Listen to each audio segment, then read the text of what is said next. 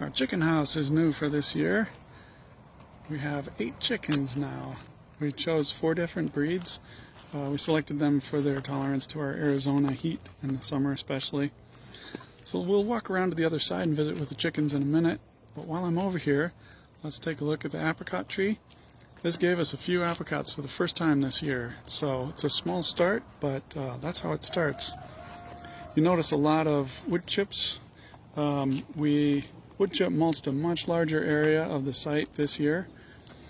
Charles helped with that. And also, you can see gravel here. This is an infiltration trench that Charles dug and filled up with gravel. So this is bringing rainwater from our carports out here to where the larger tree roots can get to it. And you see an area here covered with straw. This is where we're starting a second section of food forest. We're using a different approach here. Certainly not a new approach, but it's new to us. And I've got more details on what exactly makes that new to us in a series of blog posts called, what is it called? 2 Paths into the Food Forest. So you'll see that on sagegardenecovillas.com. Let's say hi to the chickens. Hello, chickens. These guys are about 3 months old now. Haven't started laying yet, but they're just starting to sound more like chickens than little birds. So we're hearing more clucks now than peeps, and they're very curious. Yeah, they want to know what's going on. All right, you guys have fun. We'll see what else is new. Just outside the door here is a guamuchil tree, and this gave us a few pods last year. This year we had many more flowers on it than last year, so I'm hoping that we'll get more pods on it this year. We'll see how that goes. And we have a Palo Verde tree over here that has pods on it for the first time. We selected this. This is a foothill Palo Verde tree, so this is the kind that you see wild when you go hiking out in the desert. And we chose it because it gives us more pods and the seeds are tastier seeds.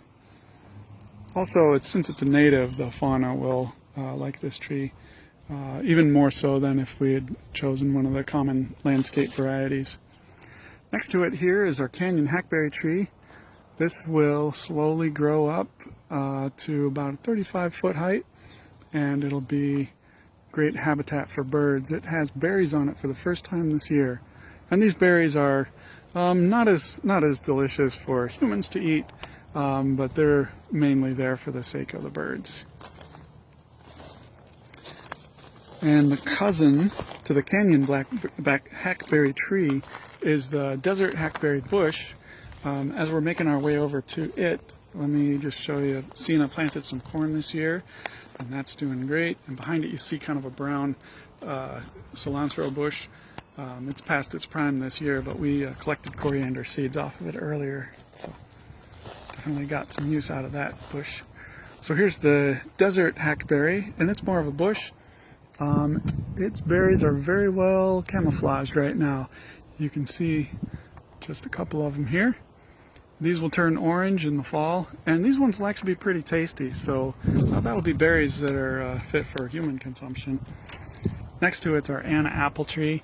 We got a few apples off of this tree last year, but this year it has shifted into a higher gear, and I'm hoping that we'll get more and bigger apples from this tree this year.